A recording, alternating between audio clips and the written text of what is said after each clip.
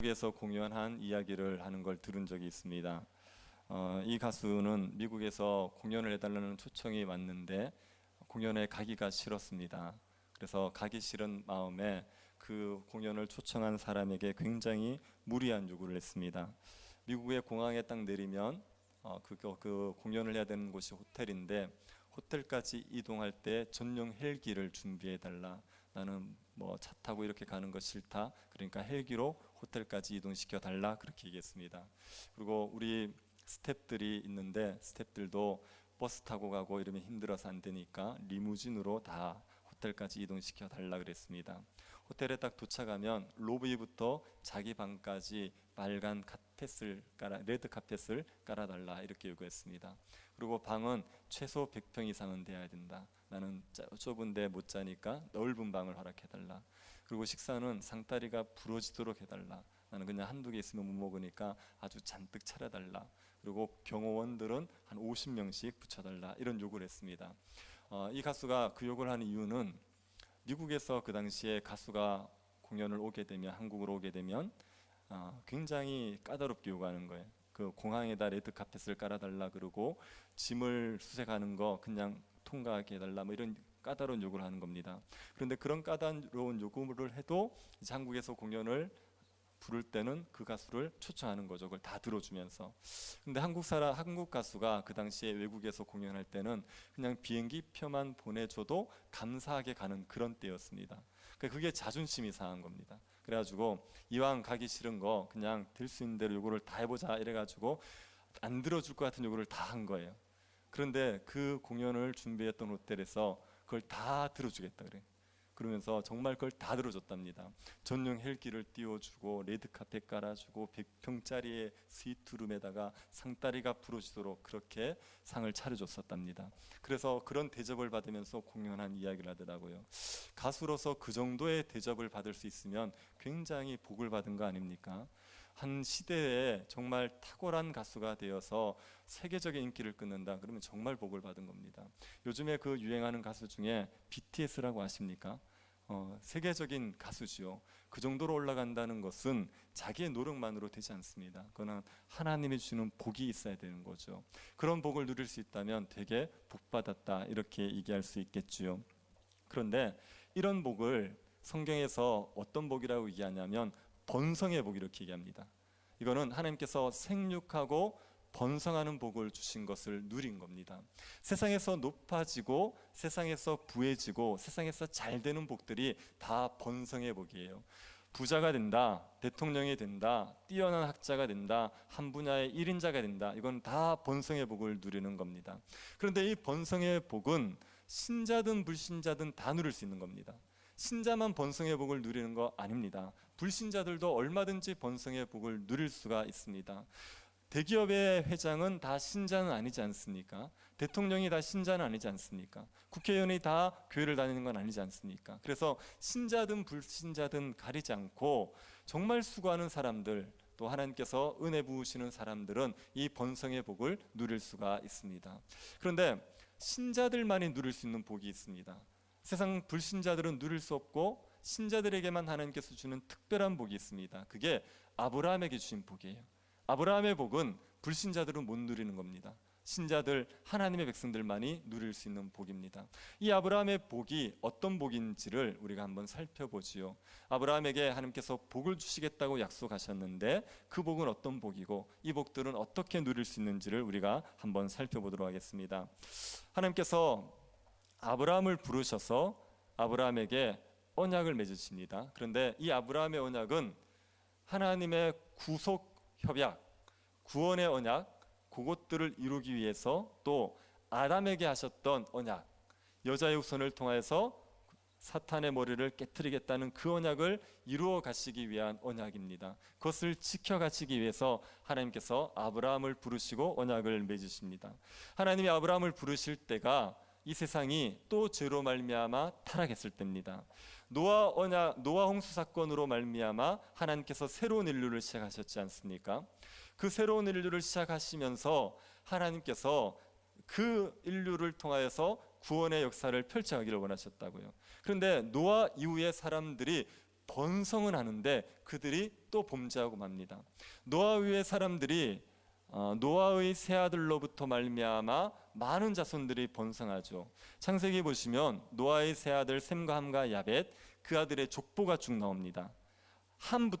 야벳부터 시작해서 야벳, 함, 셈 순서로 족보의 순서가 나옵니다. 근데 야벳의 족보를 헤아려 보면은 그 자손들이 14명이 기록되어 있어요. 그리고 함의 자손을 헤아려 보면 자손의 수가 30명이 기록되어 있습니다. 그리고 셈의 자손의 수를 헤아려 보면 그 수가 26명이 기록되어 있습니다. 산수 한번 해보시겠습니까? 14 더하기 30 더하기 26 얼마지요? 70입니다. 이거 다 더하면. 그래서 야벳, 함, 셈 이 숫자를 70으로 맞춘 거예요.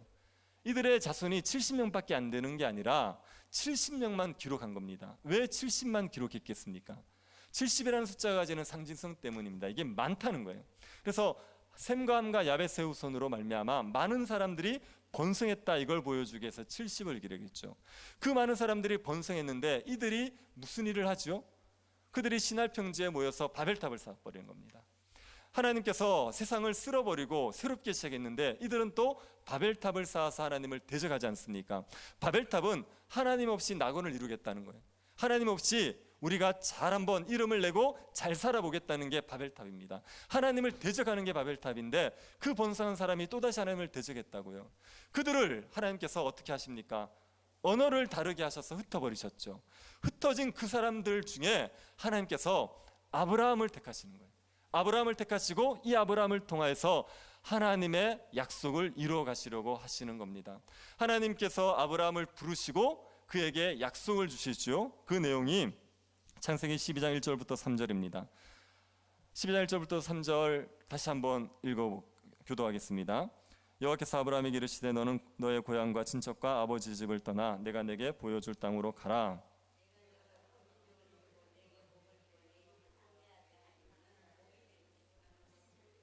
같이 보겠습니다. 너를 축복하는 자에게는 내가 복을 내리고 너를 저주하는 자에게는 내가 저주하리니 땅의 모든 족속이 너로 말미암아 복을 얻을 것이라 하신지라.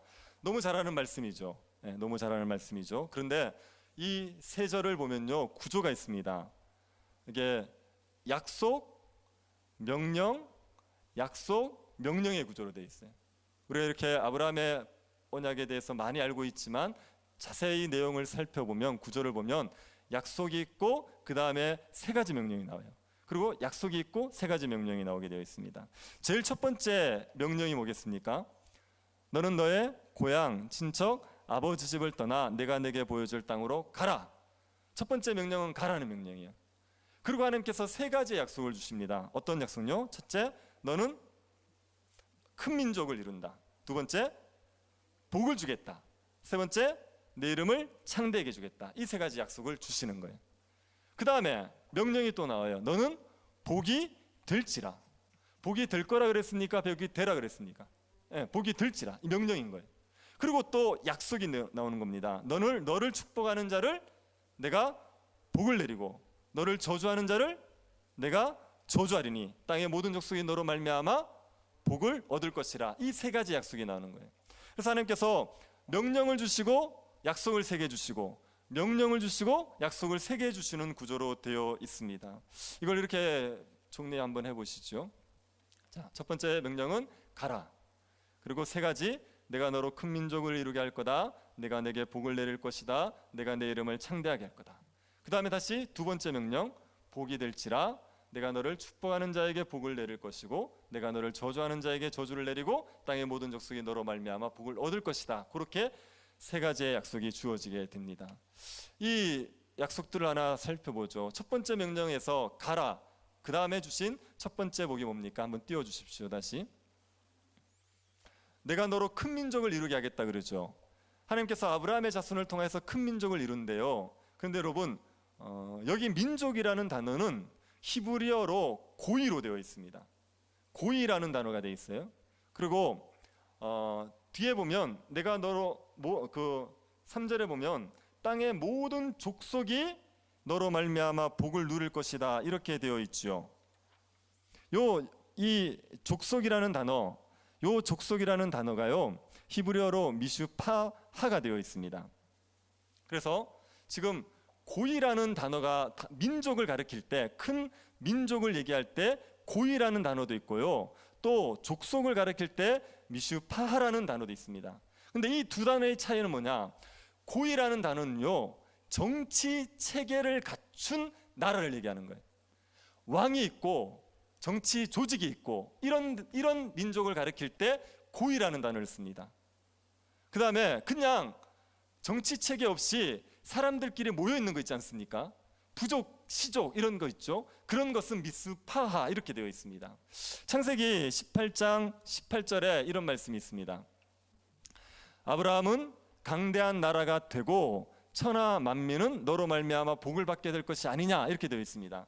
여기 보면 강대한 나라가 된다고 할 때 이 나라가 히브리어로 고입니다.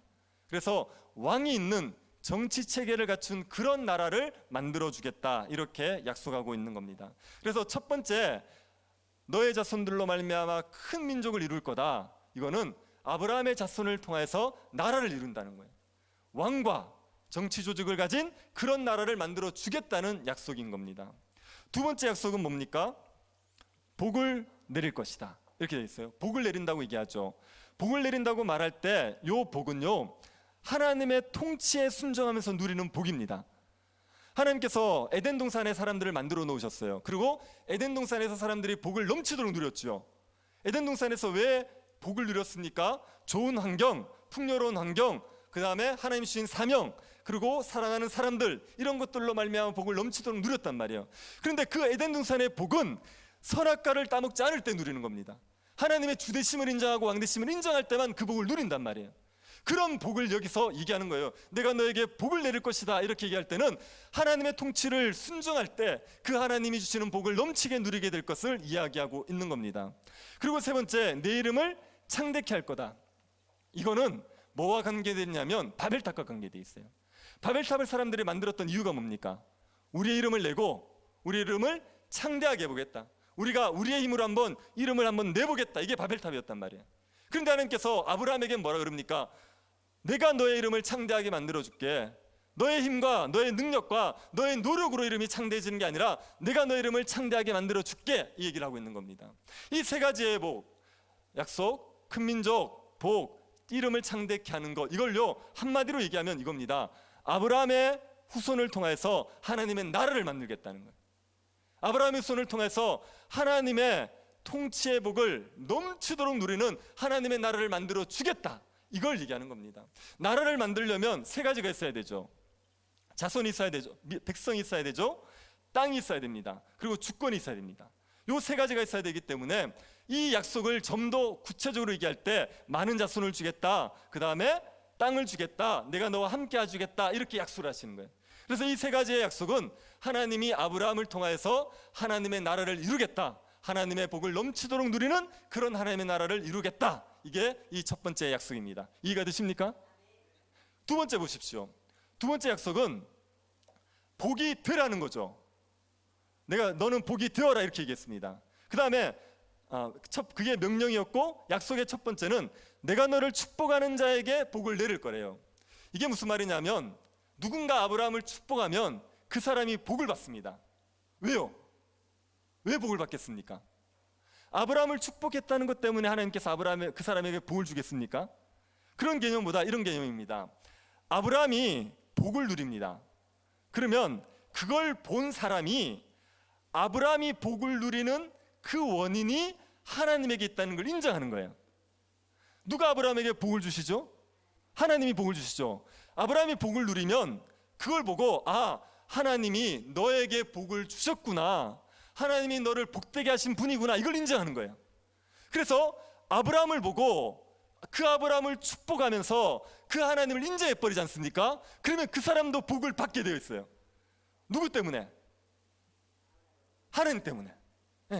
아브라함을 통해 드러난 그 하나님을 이 사람이 인정하니까, 그러니까 그 사람도 하나님이 주는 복을 받게 되어 있는 겁니다. 그게 너를 축복하는 자에게 복을 내릴 거란 얘기예요. 반대로 너를 저주하는 자에게 하나님이 저주를 내리죠. 아브라함의 복을 보고도 그 하나님을 인정하지 않는 거예요. 아브라함이 하나님으로 말미암아 복을 받았다는 걸 인정하지 않고 아브라함을 배척해 버립니다. 그러면 그 사람은 아브라함만 배척하는 게 아니라 하나님도 배척하는 거란 말이에요. 그 사람이 복을 받겠습니까? 저주를 받겠습니까? 저주를 받는 거예요. 그러니 아브라함을 통하여 드러난 그 하나님을 인정하느냐 아니면 그 하나님을 거부하느냐에 따라서 복을 받기도 하고 저주를 받기도 합니다. 지금 여러분 생각해 보십시오. 70민족이 있었죠. 수많은 사람이 있었죠. 그 중에 하나님을 드러낼 수 있는 사람이 누가 있습니까? 아무도 없죠. 아무도 없습니다. 유일하게 하나님께서 누구를 택했냐면 아브라함을 택한 거예요. 아브라함만이 하나님을 드러낼 수 있어요.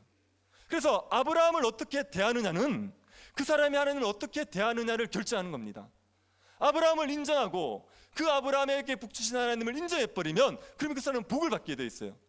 근데 아브라함에게 복 주신 하나님을 인정하지 않고 아브라함을 배척해버리지 않습니까? 그러면 그 사람은 저주를 받는 겁니다. 그래서 땅의 모든 민족은 아브라함을 통해서 복을 얻을 거예요. 아브라함으로 말미암아 하나님을 알게 되고 그리고 하나님이 주시는 복을 누리게 될 거라고 얘기하는 겁니다. 그래서 이 두 번째 복은 뭐냐면요, 아브라함이 복의 통로가 될 거라는 거예요. 아브라함의 후손들이 열방에 하나님의 복을 나눠주는 통로가 되게 해주겠다는 약속, 그게 지금 이 두 번째 약속입니다. 그래서 첫 번째 약속은 하나님께서 아브라함을 후손을 통해서 하나님 나라를 만드시겠다. 그 아브라함의 자손들이 복을 넘치도록 누리는 하나님 나라를 만드시겠다. 그리고 두 번째 약속은 아브라함의 후손을 통해서 그 복이 열방에 흘러가게 만들어 주겠다. 그 약속을 하시는 겁니다. 그리고 이걸 요약해서 말하는 게 창세기 18장 18절이에요. 내가 너로 아브라함은 강대한 나라가 되고 천하 만민은 그로 말미암아 복을 받게 될 것이다. 이게 요약이에요. 아브라함이 강대한 나라가 되어서 많은 사람들이 아브라함으로 말미암아 복을 받게 될 것을 이야기하는 겁니다. 그리고 이 약속을 하시고 나서 하나님께서 언약식을 맺어주세요. 이게 창세기 12장의 내용 아닙니까? 창세기 13장에 가면 롯과의 분리가 있죠. 롯과 아브라함이 헤어지는 이야기가 있습니다. 창세기 14장 가면 롯이 그돌라오멜 연합군에게 사로잡히는 이야기가 있어요. 그래서 하나님께 이 아브라함이 자기 집에 기른 318명의 군사와 그 동맹자들과 같이 추격해 가서 롯을 구해온단 말이에요. 그러고 나서 창세기 15장에 하나님이 나타나셔서 이렇게 얘기합니다. 창세기 15장 1절 보십시오. 이후에 여호와의 말씀이 환상 중에 아브라함에게 임하여 이르시되 아브라함아 두려워하지 말라. 나는 내 방패요 너의 지극히 큰 상급이니라. 하나님께서 아브라함에게 내가 너 방패다, 너의 지극한 상급이라 얘기합니다. 이 얘기는 14장을 배경으로 해요. 지금 14장에 그돌라오멜 연합군을 무찔러 놨어요. 그런데 그들이 복수할 수 있죠. 그러니까 하나님께서 방패가 될 거니까 두려워하지 말라. 그리고 소돔 왕이 주는 상급을 아브라함이 다 거절했었습니다. 하나님 나를 부하게 할 거라고. 거기에 대해서 하나님께서 얘기하시는 거예요. 내가 너 상급 되어줄게. 이렇게 얘기하시는 거예요. 그때 아브라함이 뭐라 그럽니까? 2절 한번 보십시오. 아브라함이 이르되 주 여호와여 무엇을 내게 주시라 하나이까? 나는 자식이 없사오니 나의 상속자는 이 다메섹 사람 엘리에셀이니이다. 하나님이 상급을 주시겠다 그러는데 아브라함은 지금 자식이 없어요. 지금 이게 제일 큰 문제예요. 상급을 주시려면 좀 자식을 주셔야 되는데 아이가 없지 않습니까? 그래서 종인 엘리에셀을 자기 후계자로 삼겠다 이렇게 얘기한 겁니다. 그랬더니 하나님께서 뭐라 그러십니까? 아니다. 그 사람이 내 상속자가 될 게 아니라 내 몸에서 날 그가 너의 상속자가 될 거다. 네가 애를 낳게 해주겠다 얘기하셨어요. 이걸 아브라함이 믿습니까? 못 믿습니까? 믿어버렸어요. 지금 아브라함은 애가 없는 상태고 애를 낳기도 어려운 상태예요. 그런데 이걸 믿어버렸습니다. 창세기 15장 6절 한번 보십시오.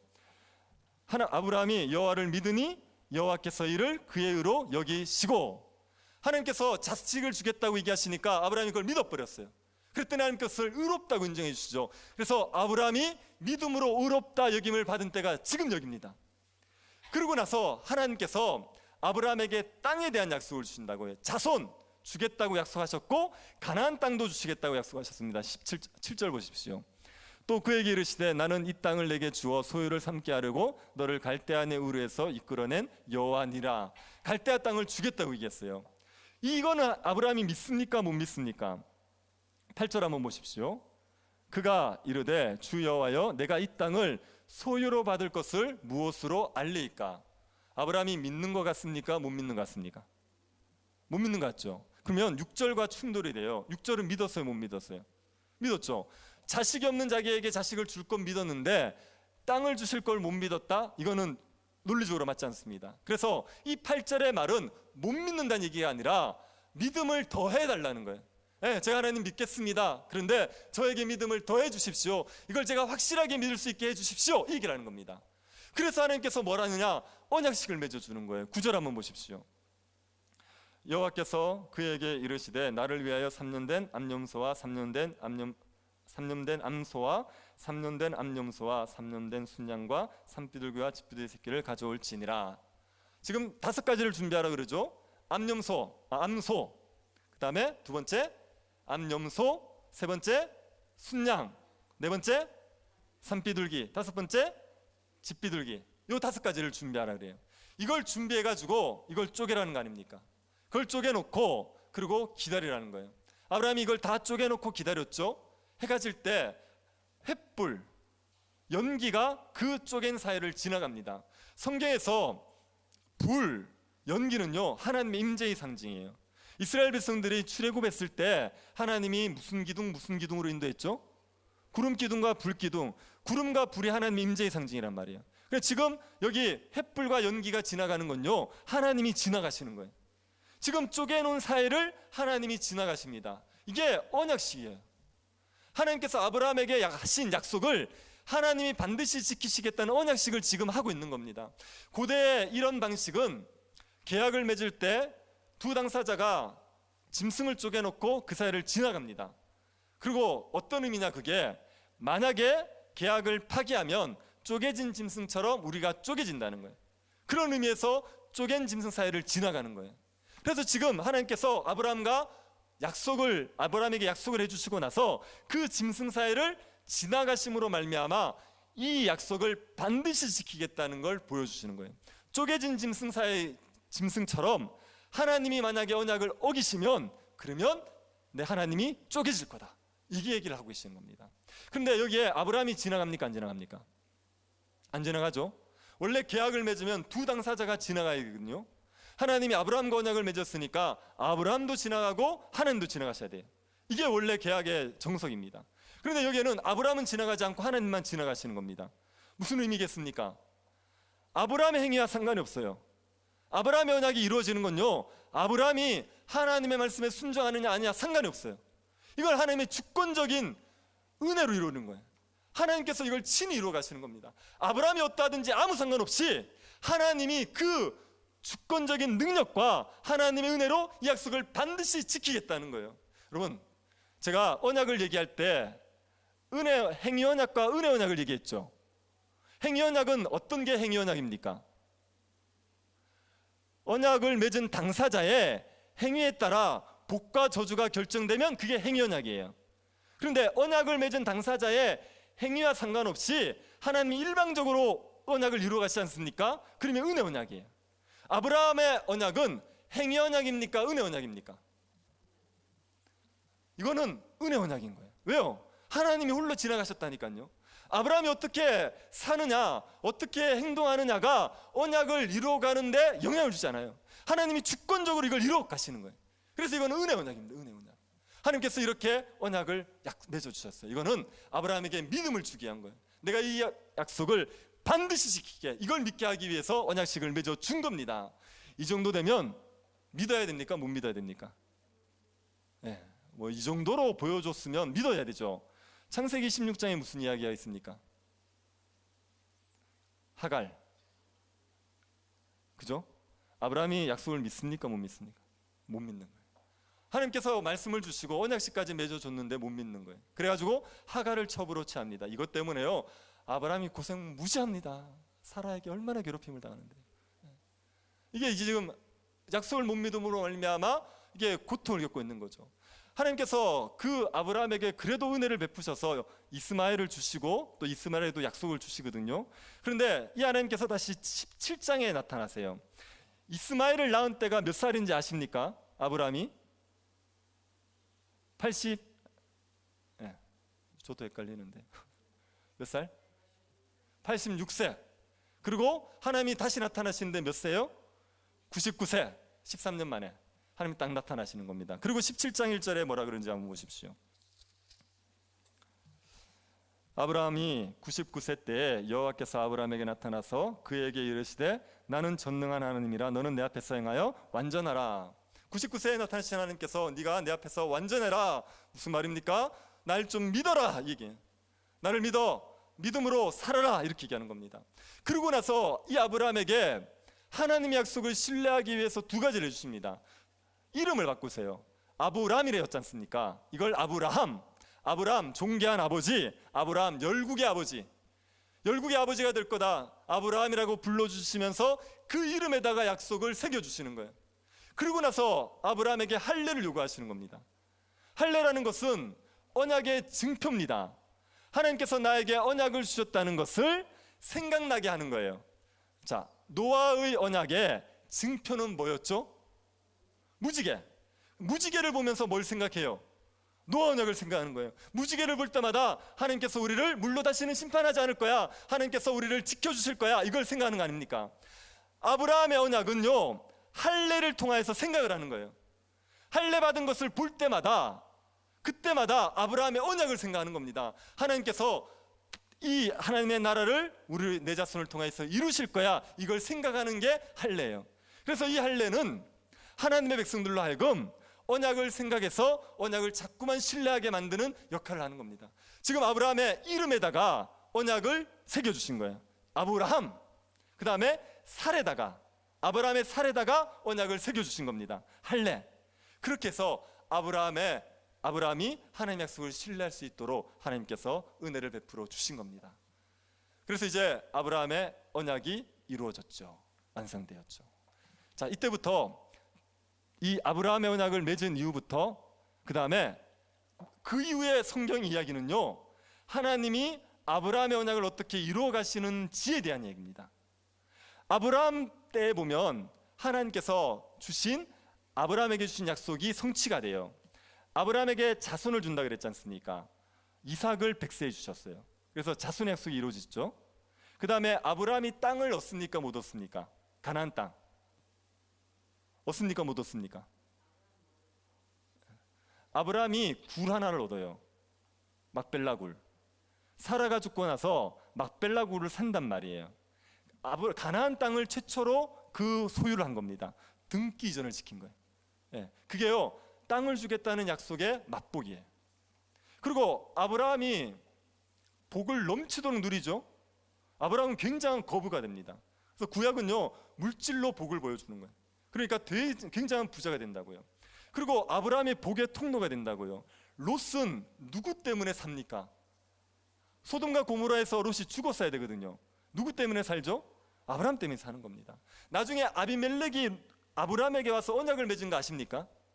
내가 너를 보니까 하나님 너와 함께 하신다, 우리 좀 잘 봐달라고 언약을 맺죠. 그게요, 지금 아브라함을 통해서 복에 흘러가는 거예요. 아브라함이 지금 복의 통로가 되는 겁니다. 그래서 아브라함의 생애에 약속하신 바들이 맛보기처럼 이루어진다고요. 그런데 이게 그 이후에 본격적으로 성취가 되기 시작하는 거예요. 그래서 이삭과 야곱을 거치면서 많은 자손, 애굽에서 엄청난 수의 자손들이 번성하게 되는 겁니다. 애굽에 400명이 있으면서요, 남자의 수가 60만이 되는 것은 산술적 계산으로 이게 나올 일이 아니에요. 근데 이게 하나님께서 복을 넘치도록 부어주시는 겁니다. 아니, 어떻게 노예들에게 일을 열심히 시켰는데 애를 계속 놓습니까? 아니, 산파를 시켜서 막으려고 그랬는데 못 막는다고요. 바로 왕이 그 절대 권력을 가지고 막으려고 해도 이걸 번성을 못 막아요. 이게 아브라함에게 주신 약속이 성취되는 겁니다. 그리고 모세와 여호수아를 통해서 땅의 약속이 성취되는 거죠. 그 애굽에서 출애굽이 되어져서 출애굽된 그들이 가나안 땅을 들어가지 않습니까? 가나안 땅을 들어갈 때 첫 번째 싸움이 무슨 싸움이에요? 여리고성 싸움이에요. 여리고성 싸움을 싸워서 취합니까? 돌아서 취합니까? 돌았더니 성이 무너져요. 아니, 이게 이루어질 수 있으면 얼마나 좋습니까? 제가 지금 교회 이전 때문에 땅을 돌고 싶은 데가 얼마나 많은지 모릅니다. 돌면 준다 그러면 얼마든지 돌죠. 여리고성은 돌았더니 막 땅이 주어진단 말이에요. 이게 뭘 보여주는 건데요? 하나님이 그 땅을 선물로 주신다는 거예요. 너희들이 싸워서 노력해서 너희들이 능력을 얻는 게 아니라 하나님의 선물로 그 땅을 성취한다는 걸 보여주는 게 여리고 성 싸움이에요.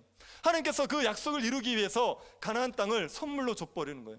그리고 하나님이 그 다윗과 솔로몬 시대 때 복을 넘치도록 누리게 만들어 버립니다.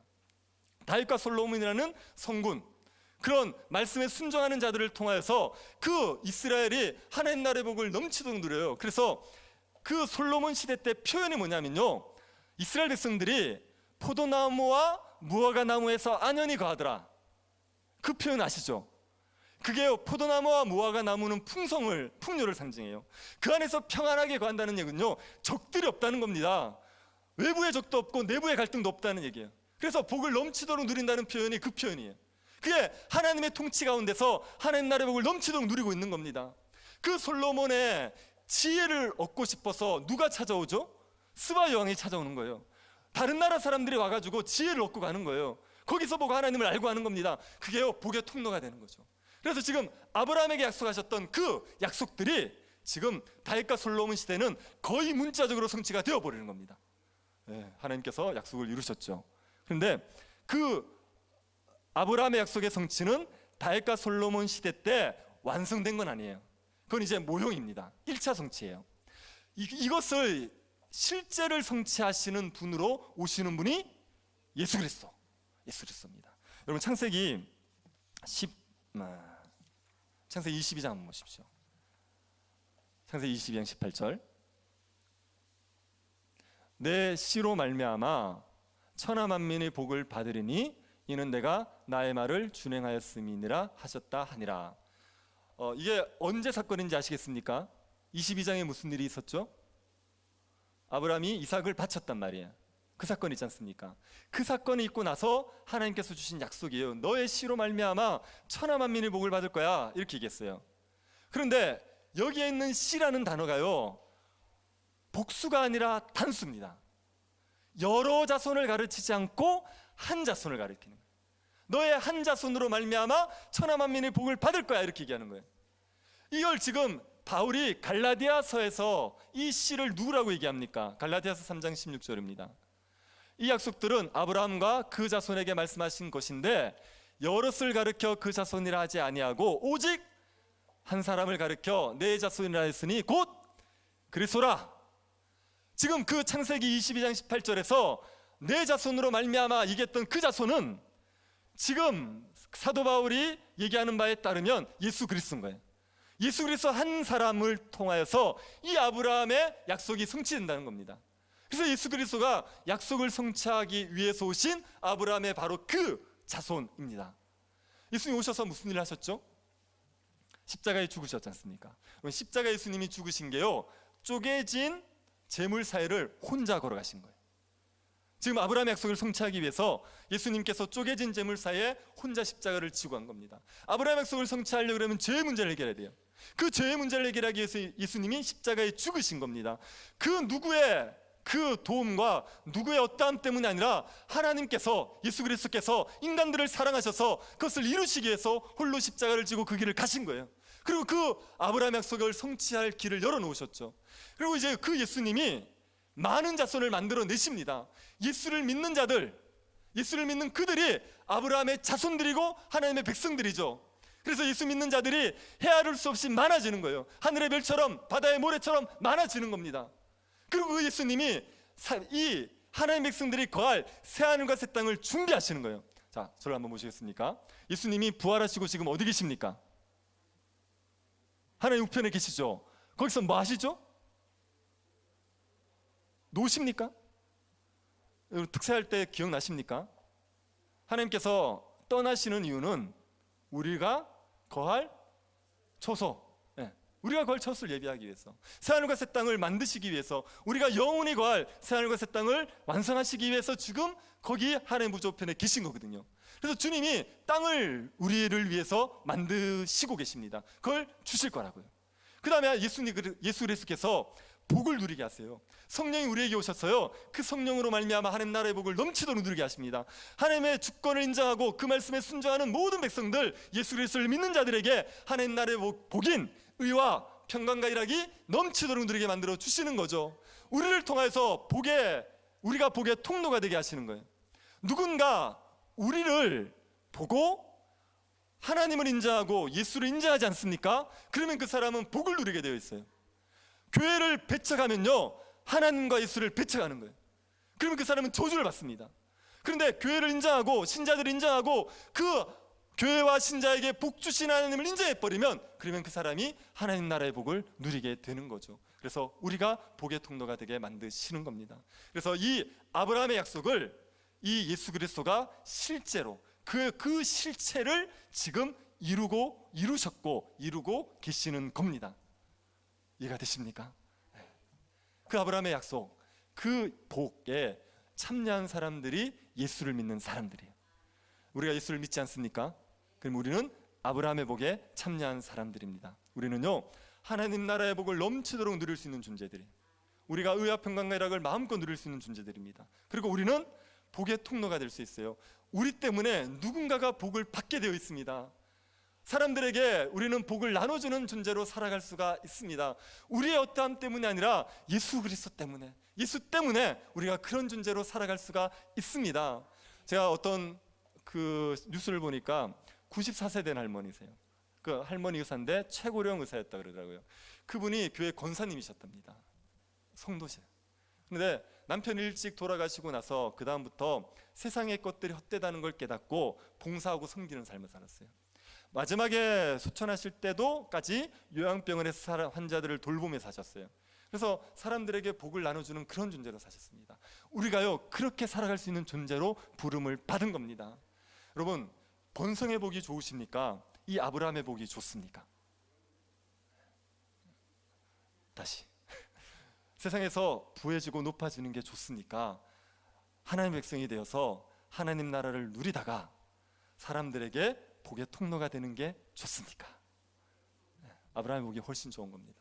어떤 정말 사회적으로 정말 부러울 만한 직업을 가진 그분한테 얘기를 들었는데요, 자기는 그 일하는 게 너무 괴롭대요. 우리가 보니까 너무 좋은 직업 같은데 자기는 너무 괴롭대요. 그래서 돈이 많이 버는 것 빼고는 그 직업은 정말 자기를 행복해 주게 하지 않는데요. 제가 그 말을 듣는데요, 너무 제가 감사했습니다. 저는 목회가 너무 좋거든요. 돈이 없는 것 빼고는 네, 돈이 없는 것도 아니지만 이게 목회하면서 너무 좋거든요. 제가 첫 사역지 있을 때, 그때 수련회 2박 3일 애들하고 막 신나게 하고, 그리고 집에 딱 돌아오는데 교사가 문자가 왔었어요, 저한테. 그래서 뭐라고 그랬냐면, 전도사 때인데, 전도사님이 우리 중고등부에 온 거는 하나님의 축복이에요. 하나님께서 저에게 복을 준 거예요. 이렇게 얘기하는데요, 얼마나 행복한지요. 한 번씩 가끔 그런 얘기를 듣거든요. 자주는 못 듣지만 가끔 그런 얘기를 듣습니다. 그러면요, 얼마나 행복한지 몰라요. 하나님의 통로가 되어서, 복의 통로가 되어서 사람들이 하나님을 알게 하는데 쓰임 받는다. 이거는요, 세상에서 부해지고 영광을 누리는 사람들은 맛보지 못하는 기쁨. 우리가 그런 존재로 부름을 받은 겁니다. 그 아브라함의 복을 누리는 존재로 부름을 받은 겁니다. 그럼 여러분, 가셔야 됩니다. 뭘 하셔야 되냐면요, 본토아비 집을 떠나셔야 돼요. 여러분의 익숙한 삶을 버리셔야 돼요. 여러분이 다른 사람을 섬기기 위해서 불편한 삶을 감당하셔야 돼요. 그래야 복의 통로가 되는 겁니다. 여러분이 복이 되십시오. 사람들에게 덕을 끼치는 사람이 되고 사람들에게 유익을 주는 그런 사람이 되십시오. 우리가 얼마든지 그런 사람이 될 수 있도록 부름을 받았다는 걸 믿으시고, 사람들에게 복의 통로로 쓰임받는 그런 아브라함의 복을 누리는 하나님의 백성들 될 수 있기를 간절히 바랍니다. 하나님 아버지, 우리가 예수님을 믿음으로 아브라함의 복에 참여하게 하심을 감사드립니다. 우리가 하나님 나라의 복을 넘치도록 누리게 하여 주옵소서. 우리가 복이 되게 하여 주옵소서. 강대한 나라의 복을 누리면서 사람들을 주께로 돌아오게 하는 복의 통로가 되게 하여 주옵소서. 우리 교회가 아브라함의 복을 누리면서 복이 흘러넘칠 수 있도록 은혜 베풀어 주옵소서. 걸어가신 예수님 이름으로 기도드립니다. 아멘.